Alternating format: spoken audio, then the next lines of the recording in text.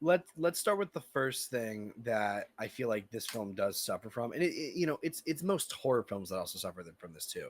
You have like a solid 7 people in this movie where they're given enough where you're like, oh, that looks good, and then the rest they get like the general stereotypical like cannon fodder things. Like the guy who's writing a book, the guy who's writing a book is probably gonna die. I don't think that that's any secret. Um, and I'm trying to think of like other examples. That was just like the first one that came to my mind because I'm still Well, thinking about him so walking on his friggin' ankle the entire because time.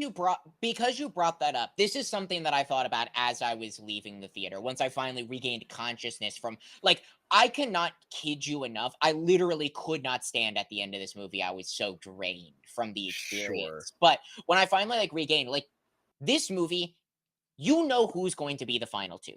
You know it's going to be Peter. You know it, and you know it's going to be Garrity. You know it's going to be those two. Do I wish that they would have subverted our expectations? No. And I'm going to tell you why. Because, yes, you know that the cannon fodder is going to be cannon fodder. You know that this movie is not going to subvert your expectations and be a big twist. And, oh my God, I can't believe that they killed the character that we were following. I did not expect that.